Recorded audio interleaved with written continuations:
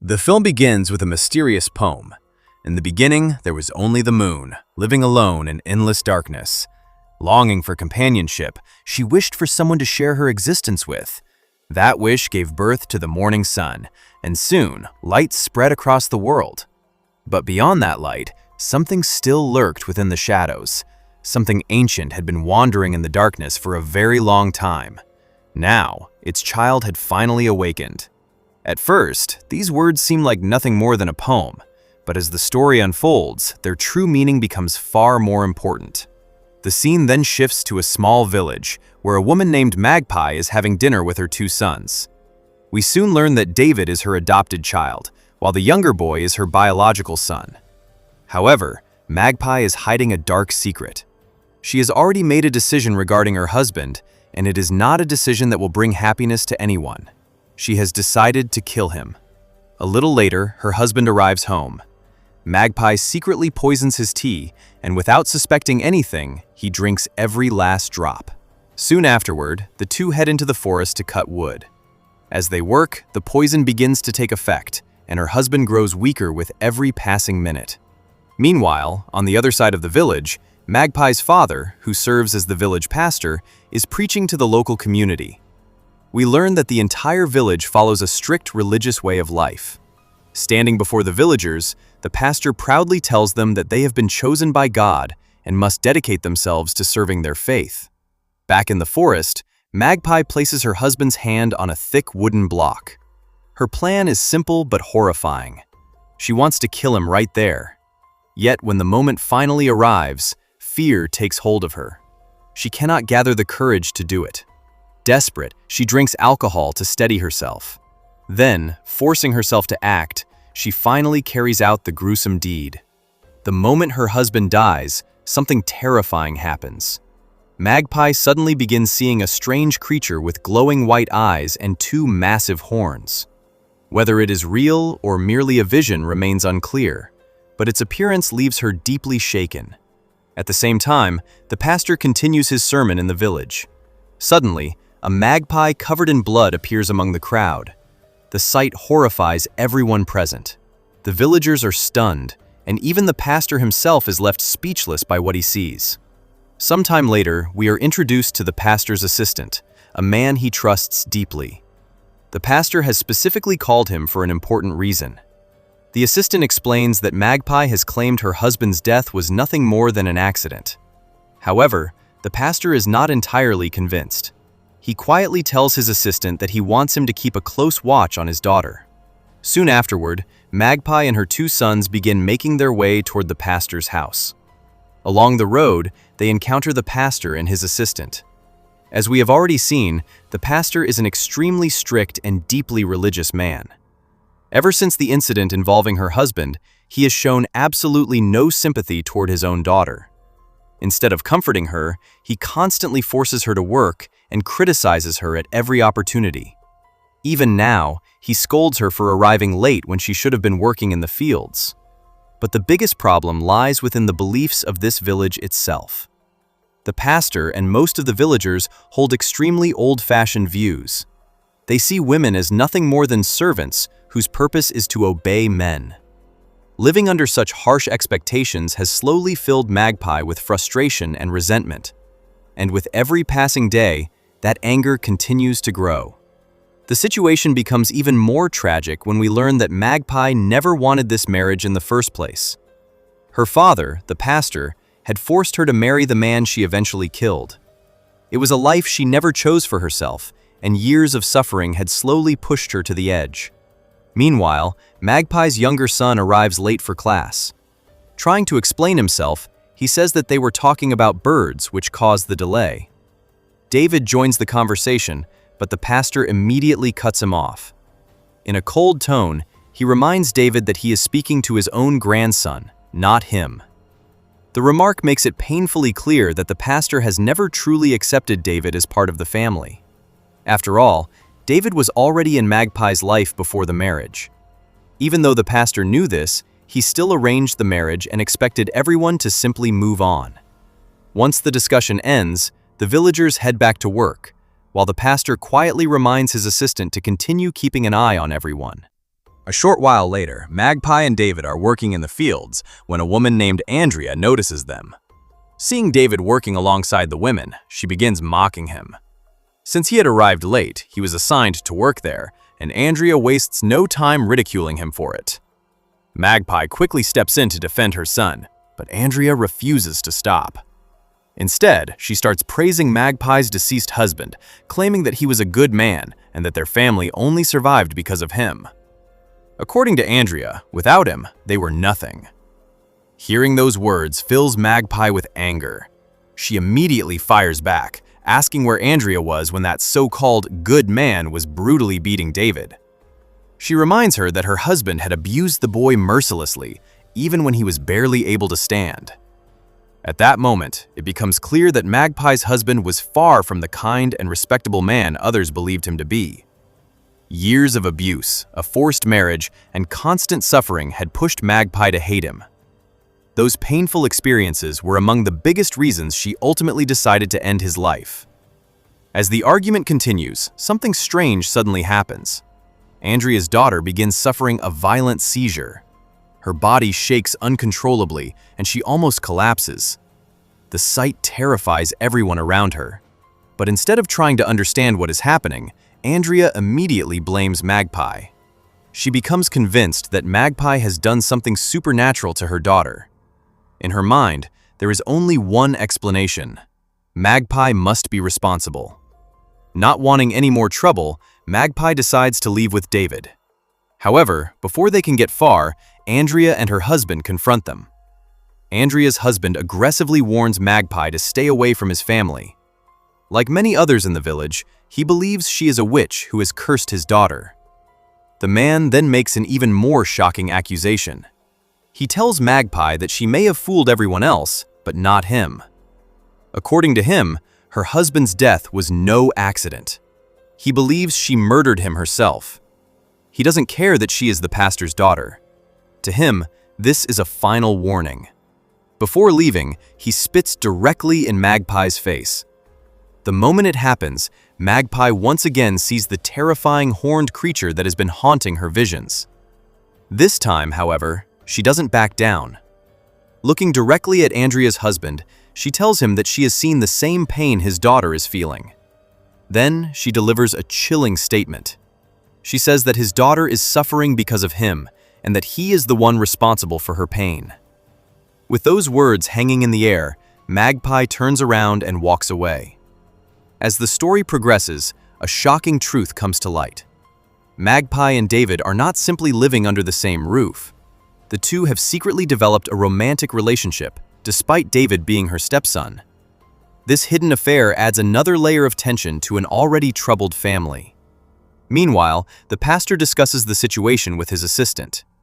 He explains that the villagers have started associating Magpie with witchcraft, and because of the growing rumors, Andrea has even refused to come to work.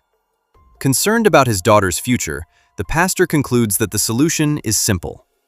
According to him, Magpie needs a new husband. To everyone's surprise, he suggests that his assistant should marry her. The pastor believes this arrangement would be best for everyone involved. He then asks his assistant to speak with David first, since David is the eldest son in the household. As for Magpie, the pastor decides he will handle that conversation personally. That same night, something horrifying happens. Andrea's husband returns home drunk and enters his daughter's room. His intentions are far from innocent. He is about to commit an unforgivable act against his own child. This is the exact pain Magpie had previously warned about. But before he can do anything, the mysterious white-eyed creature suddenly appears. Without mercy, it attacks him and tears him apart. Within moments, the man is brutally killed. The following day, Andrea is devastated and furious. Instead of searching for the truth, she immediately blames Magpie for her husband's death. Convinced that Magpie is somehow responsible, Andrea begins secretly watching her every move. Later, while Magpie is carrying wood from the forest, the pastor approaches her. He starts criticizing her once again, this time for arguing with Andrea. But Magpie refuses to stay silent. She calmly replies that Andrea deserved what happened to her. Those words instantly enrage the pastor. He grabs Magpie and even begins choking her, demanding that she learn how to control herself. After delivering his warning, he finally lets her go and walks away. This time, however, Magpie refuses to be intimidated. She angrily reminds him that he forced her into marriage with a monster. She tells him that he ruined his own daughter's life without a second thought. Then, she delivers a chilling warning of her own. She says that his days of acting like a god are coming to an end. The statement strikes directly at the pastor's ego. For years, he has controlled the entire community and behaved as if his word were law. According to Magpie, that era is about to end. Even after this confrontation, Andrea continues spying on Magpie. At one point, she witnesses something shocking. However, the film deliberately hides what she saw, leaving the audience in suspense before cutting to another scene. The focus then shifts to the pastor's assistant, who has gone to meet David. We learn that the two were once very close friends. However, family conflicts eventually drove them apart, and they have barely spoken since. Now, the assistant informs David about the pastor's plan. He reveals that the pastor wants him to marry Magpie. After delivering the message, he asks David whether he intends to return to work. David immediately responds with a sharp question. He asks if the assistant will ever stop blindly obeying the pastor. The remark clearly hits a nerve. But instead of getting angry, the assistant calmly explains that he genuinely cares about them. He insists that he is not speaking on the pastor's behalf and simply wants them to survive. The conversation slowly softens, and the two old friends finally embrace. During their discussion, the assistant reveals another important detail. Even though the pastor wants him to marry Magpie, he has no intention of doing so because his heart already belongs to someone else. Interestingly, the woman he loves is in love with another person. David simply smiles and says that he already knows. A little later, David begins applying a strange black paint-like substance to the assistant's neck. As night falls, the assistant remains with David, and the mysterious ritual continues. Magpie is also present, quietly guiding the entire process. Then something extraordinary happens. The same white-eyed creature appears before the assistant. Unlike before, David and Magpie show no fear. Their reaction makes it clear that they already know about the creature and understand far more than they have revealed so far. Magpie then asks the assistant a simple but powerful question. She asks whether he truly wants to spend his entire life living a lie. The question is clearly aimed at his blind loyalty toward the pastor and the beliefs he has followed for years. When the assistant wakes up afterward, he is completely confused. He cannot tell whether everything he witnessed was real or merely a dream. Yet the experience leaves a deep impression on him. The very first thing he does is sketch the creature he saw. Elsewhere, while Magpie is busy working, several members of the community suddenly arrive. Sensing trouble, she immediately calls out for David. But David is nowhere to be found, because Andrea has already captured him. Andrea finally confronts Magpie and forces her to come with the villagers. They drag her to an isolated location deep away from the community. Their intentions are clear. They are preparing to execute her by hanging her as a witch. Just as the situation is about to turn deadly, Magpie's younger son rushes to find the pastor and brings him to the scene. His arrival saves her life. Furious at what he sees, the pastor slaps Andrea and demands to know what she thinks she is doing. Andrea refuses to back down. She insists that she is only doing what should have been done long ago. According to her, Magpie is responsible for everything that has happened. She then reveals something shocking. The day before, while secretly following Magpie through the forest, she witnessed something terrifying.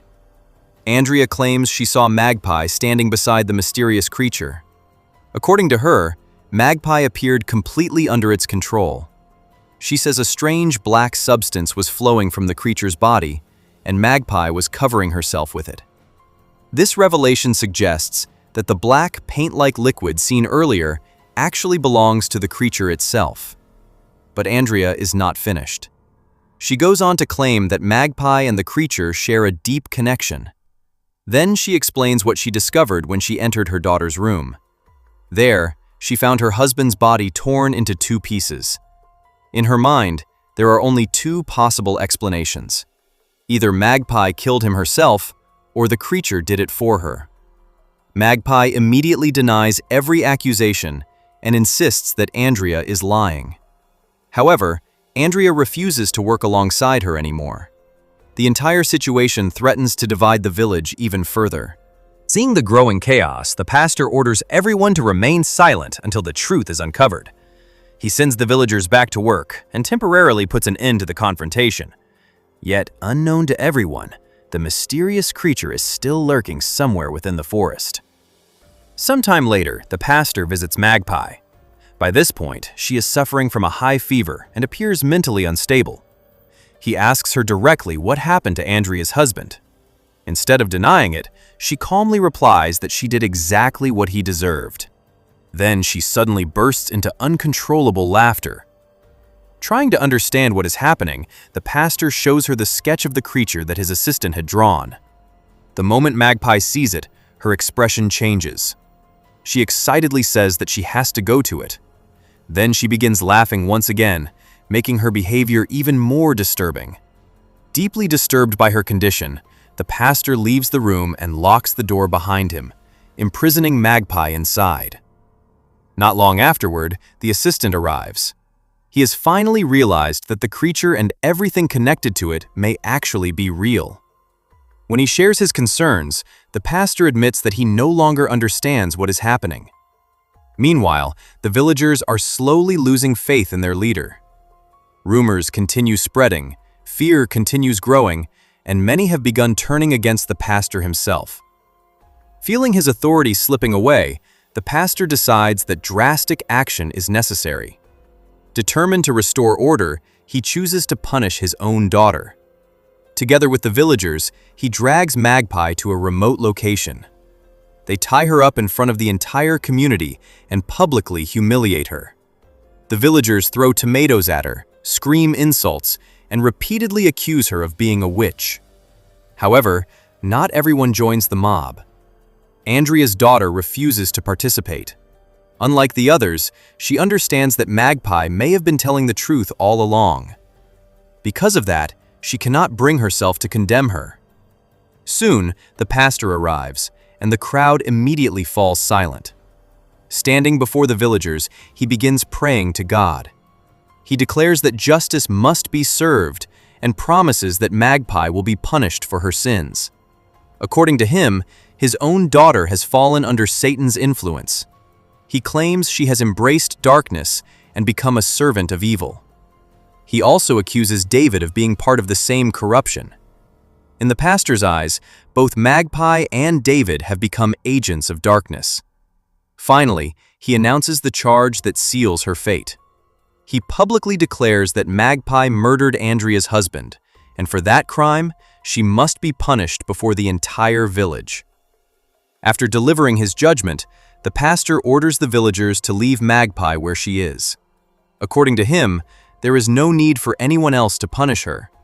God himself will decide her fate and deliver justice when the time comes. Meanwhile, elsewhere in the forest, the mysterious creature continues spreading its influence. Thick black liquid keeps pouring from its body and slowly spreads across the land. As the dark substance creeps through the village, it becomes clear that darkness is consuming everything around it. The symbolism is impossible to ignore. The true evil may not be the creature itself, but the cruelty, hatred, and blind fanaticism that already exist within the villagers. At the same time, Andrea speaks privately with her daughter. Surprisingly, she admits that what happened to her husband was deserved. Deep down, she already knew the terrible intentions he had toward their daughter. For the first time, she acknowledges the truth she had been unwilling to face. Elsewhere, the assistant visits David, who is still being held captive. He tells David that Magpie is waiting for him in the forest and has specifically asked for him. Hearing this, David eagerly follows him without hesitation. However, once they reach the forest, David realizes he has been tricked. Magpie never sent for him. The entire thing was part of the pastor's plan. The pastor wanted David brought there because he needed answers about the creature and its connection to Magpie. But when questioned, David simply bursts into laughter. His behavior makes it seem as though he has completely fallen under the creature's influence. Andrea is also present during this confrontation. The pastor asks her exactly where she saw the creature. She points to the location and confirms that this is where she witnessed it. David then confidently declares that they will never be able to kill the creature. The pastor immediately disagrees. He insists that they can destroy it. Then, without warning, the situation takes a horrifying turn. The pastor suddenly kills Andrea. Moments later, he kills David as well. The murders reveal just how far the pastor is willing to go to protect his authority. Andrea had become a threat because she was turning the villagers against him. David was equally dangerous because of his relationship with Magpie and his connection to the creature. To the pastor, both of them had become obstacles that needed to be removed. Afterward, the pastor calmly tells his assistant what story they will tell the village. They will claim that Andrea was killed by the creature. As for David, they will say he attacked them, forcing the assistant to kill him in self-defense. With their story prepared, the pastor and his assistant begin leaving the area. But before they can fully depart, the assistant catches a glimpse of the creature. For a brief moment, he realizes that everything he has witnessed may be far more real than he ever imagined. Later, the pastor returns to Magpie. Despite everything that has happened, he genuinely cares about his daughter in his own twisted way. He believes that every terrible decision he has made was for her benefit. In his mind, he killed Andrea to protect Magpie. He also locked Magpie inside the room because he believed it was the safest place for her. When Magpie finally wakes up, she finds herself trapped in the same room once again. But then she sees something impossible. David appears before her. He is badly wounded and desperately asking for help. Yet the audience already knows that David is dead. This strange vision seems to be guiding Magpie towards something important. It is as if David is trying to show her the truth from beyond death. Desperate for answers, Magpie immediately asks the assistant where David is. However, instead of answering her question, the assistant confronts her with one of his own. He asks what she and David did to him. Ever since they covered him with that mysterious black liquid, he has felt different. He constantly sees the creature, and nothing around him feels normal anymore. Even the soil itself seems corrupted, as though the very land has changed. At that moment, the meaning behind the spreading black substance becomes much clearer. The creature is not merely haunting people. It is corrupting the entire village from within. Its darkness is seeping into the earth itself, poisoning everything it touches. And perhaps that corruption is not happening without reason. After all, the villagers have spent years hiding behind religion while abandoning their humanity. Their blind faith, cruelty, and obsession with punishment have transformed them into something monstrous long before the creature ever arrived. Now the darkness spreading across the land seems to be exposing the evil that was already there all along. By this point, the darkness has completely consumed the village. It is no longer just a supernatural force spreading across the land. It has corrupted the minds of the people as well. Everyone, including Magpie, has fallen under its influence. The line between right and wrong has become so blurred that nobody can see the truth anymore. Fear, hatred, and blind judgment now control every decision they make. The assistant finally confesses something that shocks Magpie. He admits that he was the one who killed David. According to him, he had no other choice. It was the only way he believed he could survive. Magpie is devastated and refuses to believe what she is hearing. But the assistant continues speaking. He tells her that he feels as though he is already dying. Ever since he became involved with the creature and the mysterious black liquid, nothing has felt normal. He cannot understand how he is still alive after being caught in the creature's grasp. Unable to listen any longer, Magpie pushes him aside and leaves. As she walks away, she sees David once again. He appears ahead of her, silently leading her forward. Following him deeper into the forest, she finally discovers what he has been trying to show her all along. There, she finds David's corpse. A sign has been placed beside his body, exposing what happened to him. The sight completely breaks her. Realizing that she was unable to save the one person who truly cared for her, Magpie falls into despair and apologizes to him. Only now does she understand David's purpose. His spirit had been guiding her back to his body so she could finally learn the truth. Whether it was David himself or the creature's power helping him, he had succeeded in bringing her there. Meanwhile, the assistant desperately searches for Magpie, but he is already too late. Magpie is no longer alone. She is standing beside the creature. Moments later, the creature approaches the assistant. Covered from head to toe in the same dark liquid, it moves toward him without hesitation. Before he can react, the creature slashes his throat, killing him instantly. The entire event is witnessed by the pastor. For the first time, he sees undeniable proof of what has been happening. He watches his daughter standing alongside the creature and realizes that everything has spiraled beyond his control. Desperate and enraged, the pastor attacks Magpie and tries to overpower her. But before he can do anything, the creature turns its attention toward him. Within moments, the pastor is killed as well. As he dies, Magpie begins laughing. This moment carries a deeper meaning. Throughout the story, the pastor presented himself as a righteous man and a servant of God. But beneath that image, he was controlling, abusive, and oppressive. He forced his daughter into a miserable marriage, ruled the villagers through fear, and justified his cruelty through religion. And he was not the only one. The same darkness existed throughout the entire village. The villagers judged others without evidence, ignored abuse, protected evil people, and abandoned their humanity in the name of tradition and faith. It is this collective darkness that ultimately gave birth to the creature. The creature was not simply a monster hiding in the woods. It was a manifestation of the evil that had been growing inside the community for years. Born from darkness, it exists to destroy those who embrace that same darkness. That is why it kills the abusive husband. That is why it kills Andrea's husband. That is why it kills the assistant and the pastor. Every victim is connected to the corruption that has infected the village. As the film reaches its conclusion, the poem from the beginning returns once again. In the beginning, there was only the moon. She was alone and longed for companionship. Her longing brought forth the morning sun, spreading light across the world. Yet behind that light, hidden deep within the darkness, there was something else. A child who had been sleeping for a very long time, but had finally awakened.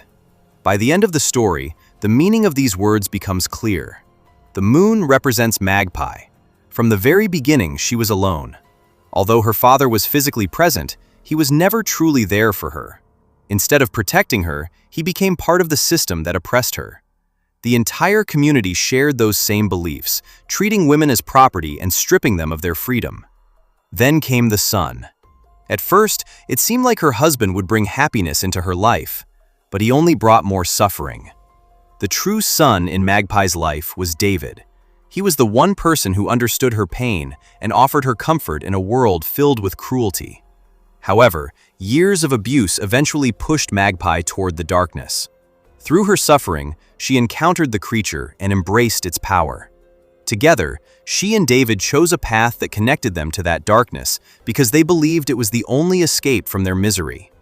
Whether their actions were right or wrong no longer mattered to them. They simply wanted an end to their suffering. And finally, the awakened child mentioned in the poem is revealed to be the creature itself. For a long time, it remained dormant. But once it awakened, it began consuming the village and punishing those responsible for its corruption. By the end, the darkness has spread everywhere. The creature has taken control. The old order has collapsed, and those who committed evil have been destroyed. With the creature awakened, the village consumed by darkness, and Magpie standing beside it, the story finally comes to an end.